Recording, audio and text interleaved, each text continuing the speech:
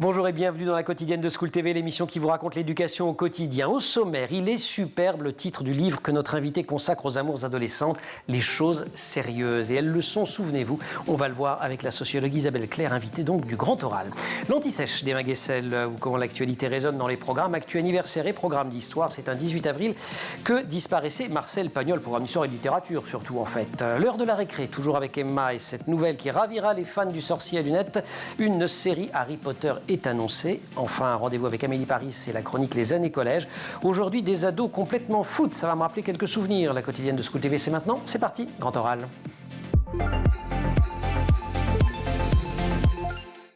C'est un continent que l'on visite tous, qui nous envahit et que l'on a tendance à oublier une fois qu'on en est sorti. La sociologue Isabelle Claire a enquêté sur les amours adolescentes. Elle leur consacre un livre intitulé Les choses sérieuses. Elle est aujourd'hui l'invitée du Grand Oral. On est ravis de vous accueillir, Isabelle. Bonjour. Bonjour. La grande affaire de l'adolescence, dans tous les milieux, on dira après les terrains que vous avez suivis, mais il y en a dans tous les milieux. Le premier truc qui m'a frappé en vous lisant, c'est à 14 ans, on devient célibataire. Oui, c'est ça. Ça fait rire, Emma. Oui. Voilà. Oui, parce qu'on a une représentation selon laquelle, en gros, ce qu'on appelle en sociologie la norme conjugale, c'est-à-dire le fait qu'il est quand même mieux vu d'être à deux que seul, apparaîtrait plutôt vers 30 ans, quand on s'installe. Et en fait, ça apparaît plutôt au milieu du collège et vers 14-15 ans, les jeunes qui sont plus souvent pas en couple commencent à se définir comme étant célibataires et donc utilisent en fait le vocabulaire du couple pour se définir, y compris justement et surtout pour se dire en dehors de cette expérience-là encore à cet âge-là. Le premier couple, qui va arriver à peu près dans ces eaux-là, il se raconte, il se dit plus qu'il ne s'agit. Parce que sortir ensemble, moi par exemple, quand j'étais ado, ça voulait dire qu'on s'était embrassés. Et là, non. On peut décider qu'on sort ensemble sans forcément... que ce soit accompagné par un acte physique. Ça, c'est vraiment pour les plus petits, pour les plus jeunes au collège. Ça peut être, est-ce que tu veux sortir avec moi? Oui. Ouais. Et puis, on parade 2-3 jours dans la cour et on est un couple parce qu'en fait, en même temps, c'est un peu la pureté presque du couple, c'est-à-dire qu'on est en fait en public, face aux autres, on est à deux, on dit, on donne à voir en fait un lien privilégié, un lien hétérosexuel. Et voilà. Et plus on grandit, par contre, plus il est attendu que l'échange se sexualise. Alors, par le baiser profond, c'est lui qui fait le récit. Le premier baiser, c'est celui qui marque le couple, ça vous l'expliquez très bien. Pour les garçons aussi, alors vous dites que cette parade amoureuse et que cette séduction, ça fait partie d'un ensemble de gestes qu'il faut accomplir pour, sans ambiguïté, s'ancrer dans la masculinité. Dans la masculinité, oui. Je suis un mec. C'est ça, je suis un vrai mec, et être un vrai mec, c'est passer pour hétérosexuel. Alors particulièrement au collège, où les quelques garçons gays que j'ai pu rencontrer, qui étaient lycéens quand je les ai rencontrés, m'ont raconté en fait comment ils brouillaient les pistes, c'est leur expression, pour passer pour hétéro, pour qu'on les embête pas en fait dans la cour du collège. Et une façon de passer pour hétéro, c'était justement de dire qu'ils étaient en couple avec des filles. C'est ça. Et en vrai, ce truc-là qui est particulièrement fort pour eux, qui ont quelque chose à cacher pour s'éviter des réprimandes. En fait, tous les garçons le mobilisent parce que tout garçon peut être suspecté de ne pas être à la hauteur de son sexe, de ne pas être un vrai mec. Et comme c'est un âge où on n'a pas forcément encore eu des expériences sexuelles, être en couple peut donner la preuve qu'on s'est approché une fille, on s'est demandé, on sait prendre l'initiative, on a eu un accord et éventuellement on fait des trucs avec elle, quoi qu'on fasse en fait, que ça soit beaucoup, très peu de choses. Voilà. Donc pour eux, pour les garçons, c'est important, mais c'est important à condition que ce soit un truc parmi d'autres, c'est-à-dire une preuve parmi d'autres de masculinité, alors que pour les filles, l'amour, c'est central et ça doit être central. Ça va absorber tout, mais ça, on va en reparler. Pour le garçon, il faut aussi jouer au foot, il faut aussi regarder les filles un peu de haut, il ne faut pas sacrifier toute sa vie aux filles, etc. Voilà. Si je me souviens bien. Alors, vous avez étudié 3 milieux, essentiellement. Je résume, vous me corrigez. Il y avait un établissement de milieu plutôt rural. Il y en avait un c'est pas par des établissements. En banlieue, oui, enfin, une zone. Terrain, une zone, ouais, voilà. Oui, c'est ça. Mais comme vous précisez souvent leur classe, c'est pour ça que je les ai assignés à l'établissement, pardonnez-moi. Mais effectivement, milieu rural, zone périphérique, enfin banlieue, avec établissement classé en ZEP, et quartier bourgeois. C'est ça. Et il y a des constantes, et dans les constantes, l'une des plus flagrantes tient à la possibilité de trouver des lieux pour abriter les premières amours. Alors oui, parce que c'est une des difficultés. C'est super compliqué pour tout le monde. Oui, c'est ça, parce qu'en vrai, donc les jeunes utilisent le vocabulaire du couple, donc ils sont déjà dans la norme conjugale, mais quand même une des caractéristiques centrales des couples aux âges adultes, c'est la cohabitation, et c'est toujours le cas, même s'il y a il y a un peu plus de situations de décohabitation à l'âge adulte, mais en fait elles sont très rares. Alors que quand on est jeune, qu'on dépend encore de ses parents, on n'a pas de lieu à soi. Et la quête d'un lieu à soi, d'un lieu secret, est très compliquée. Et ça les occupe beaucoup. Oui. L'autre point commun, j'ai trouvé, c'est l'immaturité des garçons.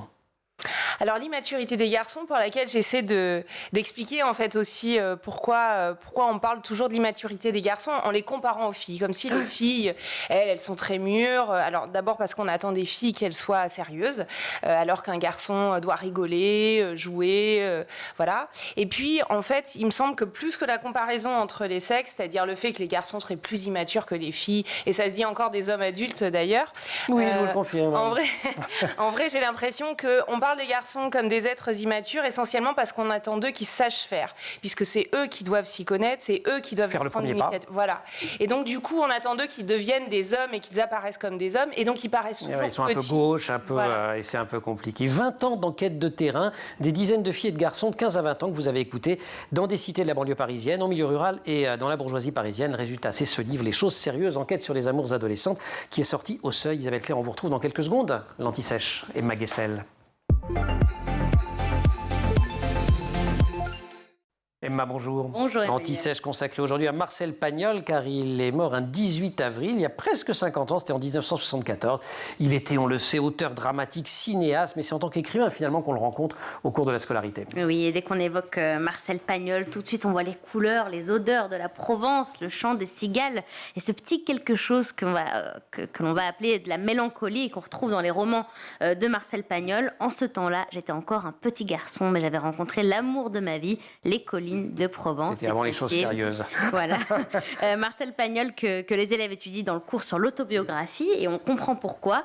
Tous ces souvenirs de Provence, l'auteur les a vécus, puisque ce sont ses propres souvenirs d'enfance. Souvenirs d'enfance qu'il met sur le papier assez tard. Hein. L'écriture de romans, ça vient tard dans sa carrière. Absolument. Ouais. En fait, on l'a connu comme auteur dramatique et cinéaste. C'est vrai que jusqu'à ses 60 ans, c'est pour ses films et ses pièces qu'on connaissait Marcel Pagnol. Et encore avant, son premier métier, c'était professeur. Il était professeur à Tarascon, dans les Bouches-du-Rhône, et il raconte qu'il donnait cours d'anglais à ses élèves au bord du Rhône, en plein air. Et en fait, il a suivi les traces de son père, Joseph, qui était instituteur, et donc il raconte les aventures dans La gloire de mon père. Ouais. Grand succès pour lui avec cette pièce Topaz, absolument, immortalisée ensuite par Fernandel. Absolument, grand succès populaire qu'il fait connaître. Il rêve de cinéma, il réalise de grands films, donc La femme du boulanger, Topaz avec Fernandel, trilogie marseillaise avec Marius, Fanny et César, Manon des Sources, et à l'âge de 51 ans, en 1946, il est élu à l'Académie française. Et 10 ans plus tard, j'allais dire seulement 10 ans plus tard, il commence à écrire ses souvenirs d'enfance. Pourquoi il ne l'a pas écrit plus tôt, tout ça? Alors en fait, il aurait pu ne pas écrire tout court, et il raconte très très bien l'anecdote. En fait, un jour, il déjeune chez un couple d'amis, dont la directrice de Elle à l'époque, Hélène Lazareff, qui lui dit: mais t'as jamais écrit pour mon magazine, tu pourrais quand même écrire quelque chose. Et il dit: mais non, mais moi j'ai jamais écrit de prose, c'est pas mon truc. Elle lui dit: mais si, tu nous racontes, tu nous parles tellement souvent de ton enfance que tu vas écrire quelque chose. Et, ok, j'essaierai. Et il savait pas trop dans quoi il s'embarquait, parce qu'à partir de ce moment-là, elle lui téléphonait tous les matins pour demander où il en était. Il lui dit: oh oui, j'ai écrit un peu. En fait, il mentait. Et un jour, il y a un coursier de Elle qui arrive et qui lui dit: il faut absolument... je viens récupérer les feuilles. Il lui dit: mais en fait, j'ai rien écrit. Il lui dit: bah, allez-y, parce que sinon, moi, je vais perdre mon travail. Moi, je répare mon vélo. Et en fait, il a réparé son vélo dans son jardin pendant 1h30. Marcel Pagnol a écrit les 6 premières pages, et c'est comme ça que tout a commencé. Extraordinaire. Et en 1957 sort ainsi La gloire de mon père, et un an plus tard, Le château de ma mère. Oui, qui sont tous les deux d'immenses succès en librairie. Le château de ma mère en 1958 est numéro 1 des ventes.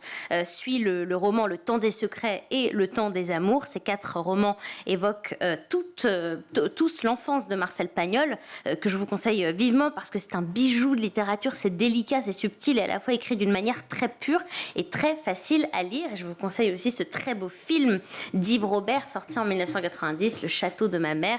On le retrouve très bien, tout cet univers de Marcel Pagnol. D'ailleurs, la perte de sa mère, dont il parle à la fin du film, puis de son frère Marcel Pagnol, ne s'en est jamais remis, et il écrit cette phrase sublime: telle est la vie des hommes, quelques joies très vite effacées par d'inoubliables chagrins. Il n'est pas nécessaire de le dire aux enfants. Donc pas très, un peu dur, mais si beau. Quoi? Super. Et si bien dit. Oh, j'adore Marcel Pagnol. Isabelle Claire.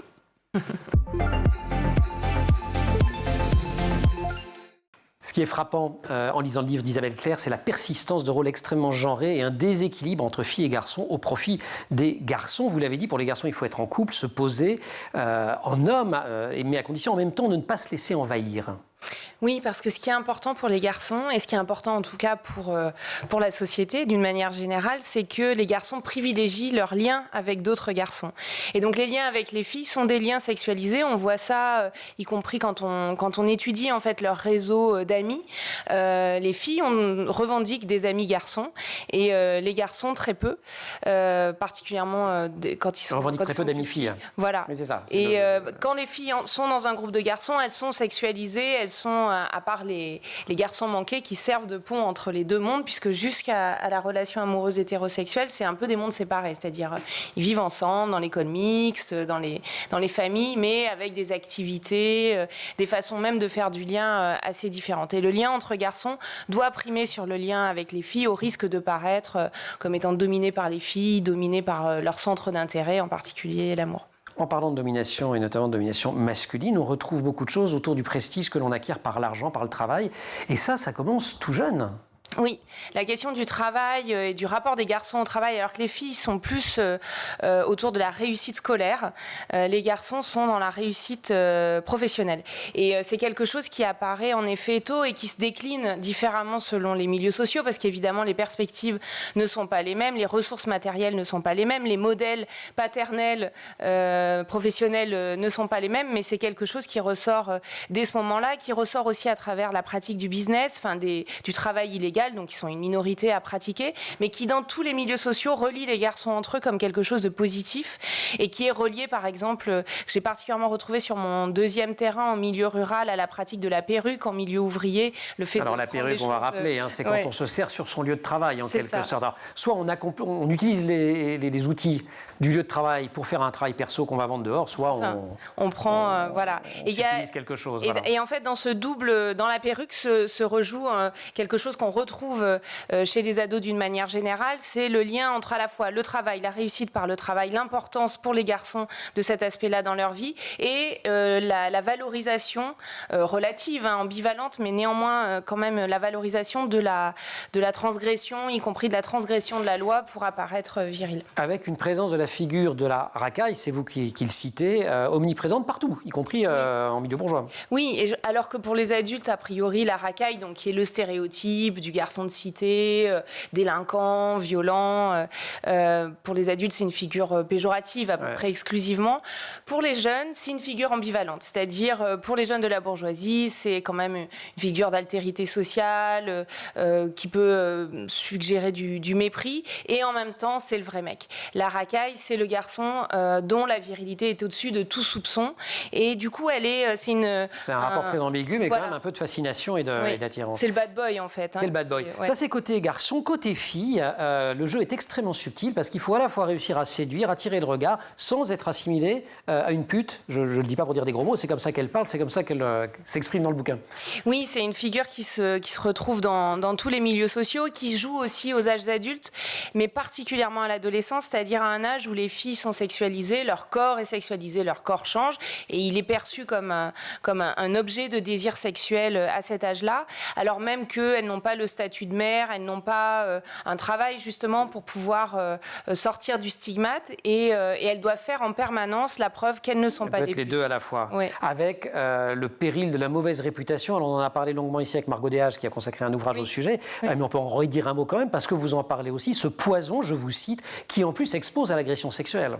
Oui, parce qu'une fille qui est suspectée d'être une pute, c'est une fille qui appartient à tout le monde, qui a de disposition. Elle est facile. Et donc, si elle est à disposition, tout le monde peut l'utiliser, s'en servir et éventuellement se montrer violent avec elle. Oui. La touche d'espoir, c'est qu'on peut se détacher de tous ces stéréotypes finalement, et justement en formant un couple stable. Alors ça vient un petit peu plus tard, mais une fois que le couple est stable et établi, on peut même faire oublier autour de soi qu'on a été alors une pute pour une fille ou un garçon, je ne sais pas assez garçon pour d'autres. Ça annule tout. Oui, il y a même des histoires de rédemption qui sont mises en scène comme telles à partir du moment où le garçon qui se range, la fille qui se range, et le couple apparaît vraiment comme la norme sociale, quelque chose qui rend les gens convenables en fait du point de vue de leur sexualité. Et là, on met tout le monde d'accord, avec un dernier grand sujet qui est celui de l'exclusivité. Oui, parce que le couple, c'est à la fois se mettre en scène face aux autres et puis c'est l'exclusivité sexuelle, ce qui n'est pas simple. Les choses sérieuses, enquête sur les amours adolescentes, ça vient de sortir, c'est au Seuil. Isabelle Claire est sociologue, elle est directrice de recherche au CNRS, invitée du Grand Oral. On la retrouve juste après la récré.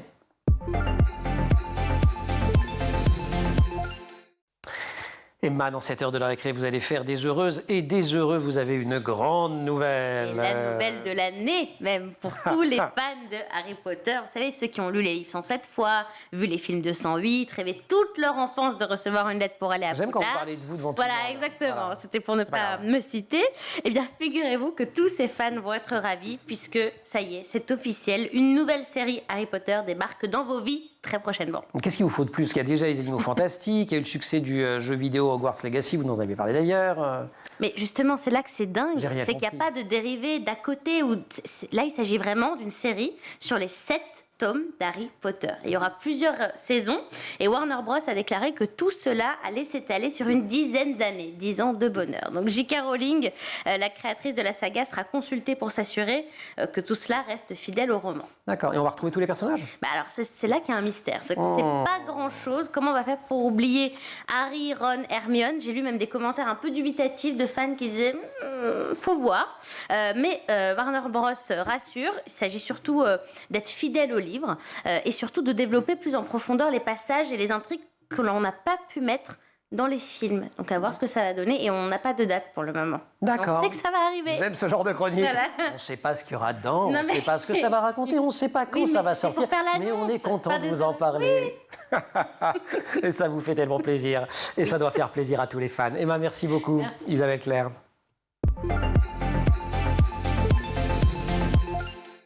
« 20 ans séparent les premiers et les derniers entretiens menés avec des ados par la sociologue Isabelle Claire pour écrire des choses sérieuses. Enquête sur les amours adolescentes qui vient de sortir au Seuil. 20 ans, plein de choses ont changé. Il y a eu MeToo. Ouais. Il y a eu MeToo, il y a eu Qu'est-ce que le c'est comme mariage pour impact? tous, il y a eu... Je vous demande pas tellement la liste de ce qui a changé, mais plutôt de Ouais. ce que ça a changé. Alors, ce qui est difficile à mesurer... Ouais, c'est que vous n'avez pas forcément revu les mêmes. Non, Ouais. c'est que je ne suis pas retournée sur les premiers terrains. Donc le changement historique n'est pas ce que je peux le mieux saisir, en tout cas sur cette échelle-là, dans mon enquête. Après, il y a quand même des choses dont on voit qu'elles commencent à apparaître, c'est-à-dire à être plus explicites qu'elles ne l'étaient auparavant. Et on le voit aussi par rapport à d'autres enquêtes, pas seulement mes propres terrains du début des années 2000. Mais en même temps, on sait aussi que MeToo, qui a fait beaucoup parler, qui a revivifié le mouvement féministe, qui a créé beaucoup de débats, d'antagonismes, qui continue en fait. La façon dont ce mouvement-là se traduit ensuite dans les pratiques ordinaires et en particulier dans l'intimité, on sait en sciences sociales, et je l'ai vérifié une fois de plus sur mon dernier terrain, que ça ne se modifie pas du jour au lendemain. C'est-à-dire ce qui apparaît, et surtout sur les questions de sexualité, on a souvent tendance à penser les choses en termes de révolution. Il y aurait eu la Ah oui, c'est très révolution lent. sexuelle des années 70, Ouais, ouais. puis il y a des révolutions sexuelles tous les 4 matins, alors qu'en réalité, la norme sociale est Ouais, elle est tellement très stable. pesante et tellement lourde que les effets de MeToo, on commence à les voir, mais plutôt d'abord chez les jeunes qui ont entre 20 et 30 ans, qui sont beaucoup plus dans l'expérimentation et donc qui pluralisent en fait les façons d'être, alors qu'à l'adolescence, on est dans l'apprentissage. Donc de toute façon, le rapport à la norme est plus serré que plus tard. Et puis c'est tôt, en fait, pour vraiment mesurer les déflagrations que ça va avoir jusque dans l'espace intime. Je vous ai interrompu quand vous alliez mentionner le pacte, c'est le mariage pour tous, mais je veux bien qu'on en parle. Les amours homosexuels au collège, elles restent cachées. Elle reste Il n'y a cachée. pas eu d'effet. Non, et même au lycée, alors là encore, il y a une grande différence entre les filles et les garçons. Sur mon troisième terrain, dans la bourgeoisie parisienne, alors plutôt ce qu'on appelle en sociologie la bourgeoisie culturelle, c'est-à-dire des gens qui ont des biens, mais qui ont surtout, qui ont aussi beaucoup de diplômes, voilà, et donc qui sont plutôt à distance de la religion catholique. Il y a une nouvelle norme, la gay friendliness, donc la tolérance à l'homosexualité, qui est quelque chose qui a beaucoup grandi sur la dernière période, qui est même un enjeu de classe pour ces gens de paraître gay-friendly. C'est aussi un standing, en fait, social. Et donc, la relation, le rapport à l'homosexualité est moins péjoratif que dans d'autres milieux sociaux. Et des garçons peuvent s'afficher comme gays, alors plutôt dans les filières littéraires quand même que dans les filières scientifiques. Au lycée, pas du tout au collège. mais y compris ces garçons qui peuvent colorer leurs cheveux, colorer leurs ongles, porter des plateformes shoes, afficher des styles en fait gays. Par contre, peuvent être en couple, mais dans des couples cachés. Ils ne sont pas en couple pour la très grande majorité d'entre eux dans la cour de l'école. Le couple reste pour les garçons hétérosexuels, quand bien même la pratique conjugale et sexuelle peut se passer, mais plutôt ailleurs. Alors que pour les filles, les couples de filles, parce que l'homosexualité féminine est perçue comme quelque chose de transitoire, une façon d'entrer dans la sexualité. Par contre, elle ne revendique jamais l'étiquette de lesbienne, alors que les garçons peuvent s'afficher comme des garçons gays. Par contre, le couple est possible, parce que c'est un moment, ça ne durera pas. Tant que ça n'exclut pas les garçons de leur potentiel désir sexuel, ça va. Ça peut fonctionner. Ouais. Dans ce qui n'a pas changé pendant ces 20 ans-là, mais peut-être depuis l'Antiquité, c'est que ça peut faire souffrir l'amour. Vous racontez des histoires qui, comme disent les jeunes que vous avez interrogés, se passent dans la tête. Oui. Et c'est quand ça ne marche pas en vrai, quoi. Ouais. Et c'est d'une intensité incroyable et ça peut les accompagner sur des années. Oui, il y a des ados qui traversent l'adolescence avec des amours dans la tête et c'est tout. Alors, c'est parce qu'ils n'y arrivent pas. Certains préfèrent aussi. C'est une façon... c'est compliqué de savoir ce qui se joue dans... de toute façon, une grande partie de la vie amoureuse se passe dans la tête, est faite d'interprétation de l'autre. Et ça peut être très envahissant et il peut y avoir même une honte à révéler que depuis 3-4 ans, en fait, on est amoureux ou amoureuse de telle personne. Sans oser le dire. Voilà, sans jamais le dire. Et alors c'est une très bonne façon de ne pas se prendre de râteau. J'ai beaucoup pratiqué la chose, ça marchait extrêmement bien. Vous avez enquêté dans 3 milieux différents. Partout règne pourtant l'idée, la même, qu'un couple aura plus de chance si on reste dans le même milieu. Alors oui, d'abord c'est une contrainte, c'est-à-dire que pour être en couple, il faut rencontrer les gens quelque part. Donc comme pour les adultes, ce qu'on appelle l'homogamie, c'est-à-dire le fait de rencontrer son partenaire dans le milieu social que soit, c'est la norme parce que de fait c'est une contrainte. Mais selon les groupes sociaux, c'est une contrainte qui est plus ou moins vécue comme quelque chose de recherché, et notamment dans les 2 milieux les plus éloignés de mon enquête, c'est-à-dire les cités d'habitat social d'un côté et la bourgeoisie parisienne de l'autre. Il y a une conscience très forte qu'on appartient à un groupe social en soi. Pour les jeunes de cité, un groupe social à défendre. Donc être en couple et désirer, notamment pour les filles, des garçons du même milieu social quels qu'ils sont, qui peuvent subir du racisme, du mépris de classe, etc. C'est une forme de loyauté au groupe et de loyauté aux parents. Et dans la bourgeoisie, le groupe n'est pas à défendre, le groupe va plutôt bien, mais il faut reproduire le groupe et il est important de rester entre soi. Alors que dans les classes populaires rurales, c'est plutôt vécu comme une contrainte, celle de l'enclavement. Et c'est le milieu social où on recycle le plus les relations, faute de partenaires. C'est-à-dire les jeunes sont quand même très minoritaires à la campagne. Le fait d'être, de vivre dans des villages où en fait on est très peu nombreux. Alors évidemment, ils circulent un peu, mais c'est compliqué de circuler. Et du coup là, l'homogamie et le fait de rester toujours dans le même environnement est plutôt vécu comme une contrainte. Ouais. Les choses sérieuses, enquête sur les amours adolescentes, c'est absolument passionnant. Ouvrage de la sociologue Isabelle Claire, sorti au Seuil. Vous restez avec nous parce qu'on va pousser la porte du CDI du collège Maurice Utrio comme chaque semaine. Vous allez voir, on n'est pas très très loin de votre sujet. On va parler des garçons, on va parler du foot. Emma, merci. Amélie Paris.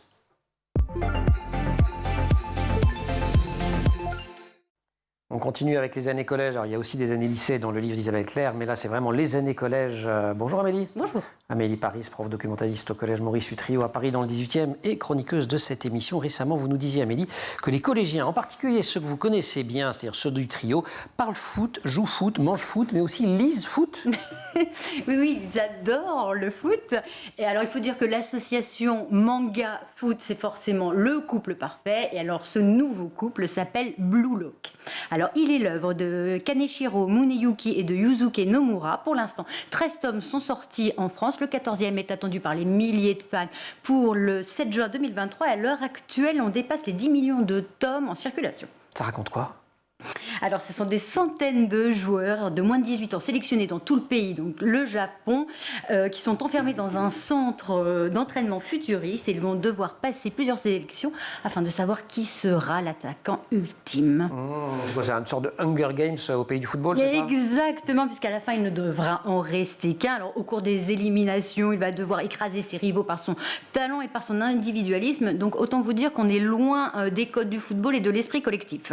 Alors, l'idée est né après l'élimination de l'équipe du Japon face à la Belgique pendant la Coupe du Monde 2018 en Russie. Le Japon menait 2-0 et puis finalement retournement de situation. La Belgique l'emporte dans le temps additionnel et donc terrible désillusion qui a inspiré l'auteur, donc puisque le manga commence après cet échec. Et donc c'est pour ça qu'il va y avoir la mise en place de ce projet assez radical. Le projet Blue Lock. Voilà, exactement. Pour venger les Japonais des Belges. Mais on s'en est chargé de vous venger, les Japonais. Nous, on les a battus, les Belges. Non, vous énervez pas, les Belges. Ils sont susceptibles d'être. C'est terrible. L'illustrateur, il a également collaboré avec une grande marque, je crois. Il y a un business dans tout ça. Oui, parce que le succès du manga est tel que cette grande marque a fait appel donc à Nomura Yusuke et il a collaboré pour les maillots de l'équipe nationale donc du Japon et c'est avec ces maillots que les Japonais ont battu l'Espagne et l'Allemagne lors de la dernière Coupe du Monde en 2022. Ce qui est pas mal. Mais oui, c'est pas mal. Et donc forcément, les fans ont mélangé la réalité et puis la fiction, s'amusant à écrire sur les réseaux sociaux que le projet Blue Lock est une totale réussite. Formidable. Est-ce que vous avez d'autres couples, d'autres titres manga foot à nous recommander? Oui, il y en a plusieurs. Alors, moins récent que Blue Lock, mais on a Angel Boy, celui qui a été édité en 2007, Hungry Hearts, Sayonara Football qui fait la part belle au foot féminin et Awashi qui fonctionne aussi très très bien, qui est édité depuis 2015. C'est formidablement écrit et dessiné. Les personnages existent vraiment, ils échouent, ils doutent, ils tombent, ils se relèvent. Bref, je vous le conseille. Merci pour ces recommandations, Amélie. Donc, des jeunes qui lisent foot, jouent foot, mangent foot, parlent foot, etc., se coiffent sa vie comme les joueurs. Pourtant, il y a une étude en 2020 de l'Association européenne des clubs qui montrait que les 16-24 ans sont la génération qui s'intéresse le moins au foot. Et oui. Et selon cette enquête, donc on passe de 54% chez les 13-15 ans à 28% chez les 16-24 ans, qui se disent fans de foot. Plus révélateur encore, 39% des 16-24 ans assurent détester ce sport ou alors pas s'y intéresser du tout. Et donc, pour reprendre un autre sociologue, William Gasparini, donc lui, spécialiste du sport, les 13-15 ans sont très influencés, il y a un effet de groupe très fort, alors que les 16-24 ans sont beaucoup moins perméables, l'adolescence étant une période où on construit sa personnalité par effet d'imitation. Donc après 16 ans, on délaisse l'amour du foot pour d'autres amours. C'est vrai, en fait. Oui, je pense qu'il y a des enjeux de genre et de sexualité aussi. C'est que pour les garçons, justement, passer pour hétéros, pouvoir parler de foot, en jouer, est quelque chose de très important. Et j'ai croisé des garçons, parce qu'évidemment, il y a des garçons qui n'aiment pas ça, en fait. Et, mais qui apparemment osent moins le dire à 13 ans. C'est ça. À 16 ans. Mais un peu comme tout ce que vous décrivez, c'est cette période de début de l'adolescence qui est hyper normative. Quoi. Oui, c'est ça. Et le fait de pouvoir parler de foot, d'avoir une discussion sur le foot, il y a des garçons par exemple qui parient, qui participent au pari sur le foot pour pouvoir avoir quelque chose à dire dans les discussions, tellement c'est présent dans les discussions entre garçons et que simplement pour ne pas être exclu du groupe, il est important. Alors évidemment, il y en a qui sont passionnés, il y a aussi des filles qui aiment bien le foot, mais dans l'ensemble, c'est plutôt quelque chose qui est attendu de la part des garçons et ne pas aimer le foot, c'est un petit peu suspect. Ouais. Amélie, vous avez entendu ce que racontait Isabelle sur les amours adolescentes, ça parle à... C'est ce que vous observez dans votre CDI? On en avait parlé déjà. Oui. C'est pas un lieu de séduction. C'est peut-être un lieu de rencontre, mais ça ne vient pas jusqu'à moi. En tout cas, je suis pas... Alors, si vous voyez une rencontre, vous faites quoi? Vous les sanctionnez ou vous laissez faire? Oh, je laisse faire. Alors, les élèves du trio, vous avez entendu ce qu'elle vient de dire, la documentaliste? Vous pouvez y aller, open bar. Non, gentiment. Amélie, merci beaucoup. Merci. Et merci pour tous ces conseils. Isabelle Claire, merci beaucoup. Merci. Les amours adolescentes, les choses sérieuses, c'est au seuil. Merci aussi à toute l'équipe de La Quotidienne, Laure Audemont au maquillage, Marine Plantec, assistée par Emma Frari pour la préparation de l'émission, Maxence Mougin au son, Théo Bosca à la réalisation. Vous restez sur School TV et on se retrouve en permanence, nous, sur Internet et sur les réseaux sociaux.